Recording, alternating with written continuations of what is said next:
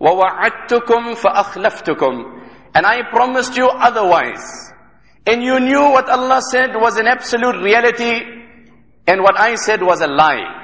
يَعِدُهُمْ وَيُمَنِّيهِمْ وَمَا يَعِدُهُمُ الشَّيْطَانُ إِلَّا غُرُورًا. The devil falsely satisfies you and gives you wrong aspirations.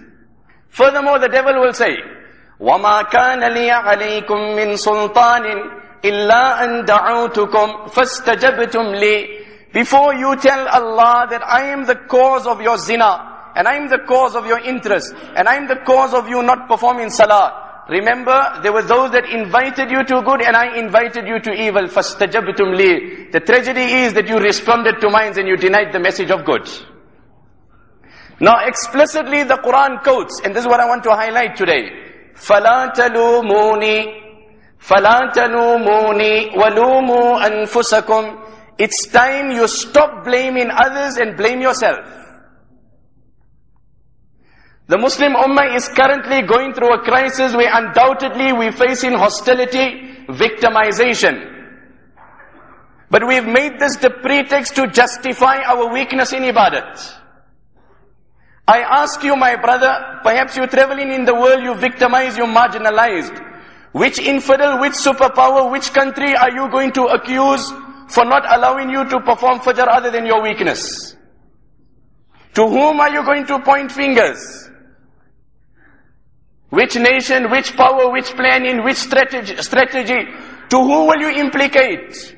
Who compels you to bring that devil box in your house? Who compels you to bring interest in your business?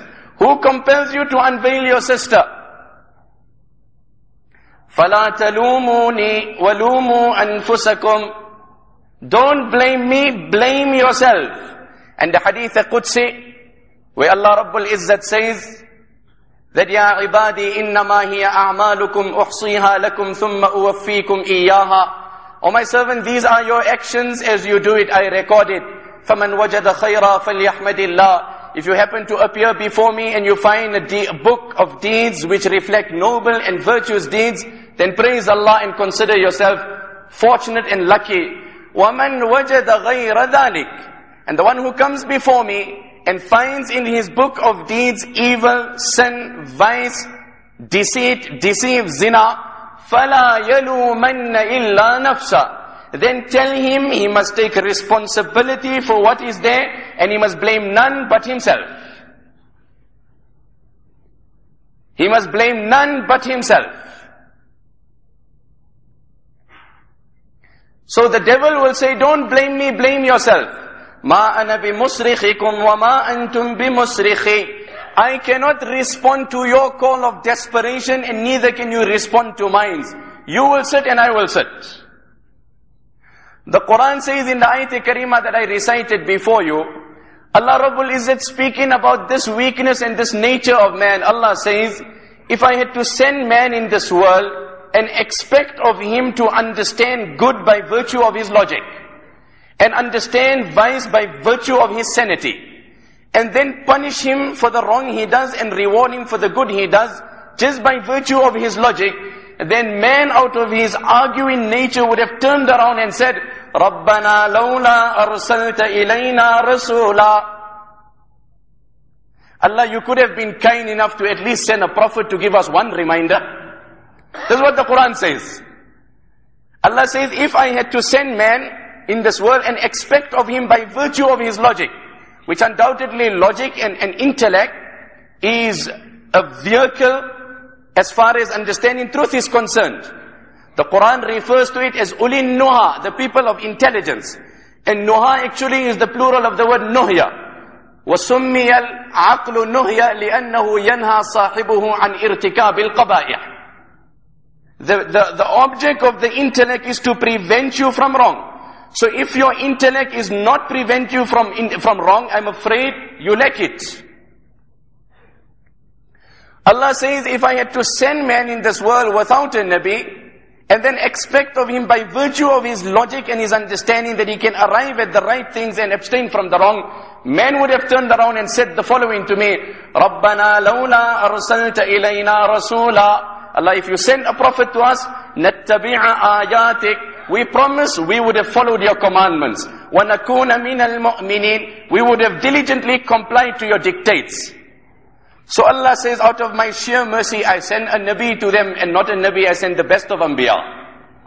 لَقَدْ مَنَّ اللَّهُ عَلَى الْمُؤْمِنِينَ. Some villagers came, and they started impressing upon Nabi alayhi salam that we became Muslims. So Allah revealed the verse, يَمُنُّونَ عَلَيْكَ أَنْ أَسْلَمُوا يَمُنُّونَ عَلَيْكَ أَنْ أَسْلَمُوا قُلْ لَا تَمُنُّوا عَلَيَّ إِسْلَامَكُمْ. O Muhammad sallallahu alaihi wasallam, these people are impressing upon you that they're Muslims as if they have done me a favor. Tell them it's my favor upon them and not their favor upon me. قُلْ لَا تَمُنُّوا عَلَيَّ إِسْلَامَكُمْ بَلِ اللَّهُ يَمُنُّ عَلَيْكُمْ أَنْ هَدَاكُمْ لِلْإِيمَانِ. Allah has guided you, that is the kindness of Allah. Allah says, when I send the Prophet and the Nabi came, now look at man's nature. فَلَمَّا جَاءَهُمُ الْحَقُّ مِنْ عِنْدِنَا قَالُوا لَوْلَا أُوتِيَ مِثْلَ مَا أُوتِيَ مُوسَى. They said, no, we are not convinced on his prophethood. Why doesn't he carry the miracles that were given to Moses? So Allah goes on to say, if the stick of Musa was sufficient to convince that truth was in the message of the Prophet, then why did some even deny Musa also? أَوَلَمْ يَكْفُرُوا بِمَا أُوتِيَ مُوسَى مِنْ قَبْلِ. Then they said, no, he's not a prophet. Why? وَقَالَ الَّذِينَ كَفَرُوا لَوْلَا نُزِّلَ عَلَيْهِ الْقُرْآنُ جُمْلَةً وَاحِدًا. Why is the Quran coming down gradually? This gives us a doubt that he's fabricating it. Then they said, لَوْلَا أُنزِلَ إِلَيْهِ مَلَكٌ فَيَكُونَ مَعَهُ نَذِيرٌ. Why doesn't he have some bodyguards with him? Then they said, لَوْلَا نُزِّلَ هَذَا الْقُرْآنُ عَلَى رَجُلٍ مِّنَ الْقَرْيَتَيْنِ عَظِيمٍ. I doubt Muhammad is the suitable man to possess the Quran. The Quran should have been revealed on someone like Urwa ibn Mas'ud. وَالْعِيَاذُ بِاللَّهِ. So man's nature is to argue constantly. Allah says, I took pity on man and I sent this Nabi. لَقَدْ مَنَّ اللَّهُ عَلَى الْمُؤْمِنِينَ. You know the very beautiful description. Perhaps there isn't a more comprehensive description of Islam given in the court of a non-Muslim other than that which the noble companion of Nabi sallallahu alayhi wa sallam, Ja'far radiyallahu anhu, did. One of the most comprehensive yet voluminous description of Islam, when he was summoned in the court of Negus. Today often in this environment of hostility we are given a platform to speak about Islam. It is sad and tragic that we lack adequate Islamic knowledge, that those of us that assume those positions, we harm the cause of deen more than helping the cause of deen. Why? Because we don't make the needed contribution. Ja'far radiyallahu anhu stood up and he described Islam and he described Nabi sallallahu alayhi wasallam. He said, listen king, before you make hasty decisions in our matter, and before you are convinced that we are evil people, why don't you hear me out what I have to say? أيها الملك كنا قوما أهل جاهلية نعبد الأصنام نقطع الأرحام نسيء الجوار. Every vice that you perhaps could think of was common amongst us.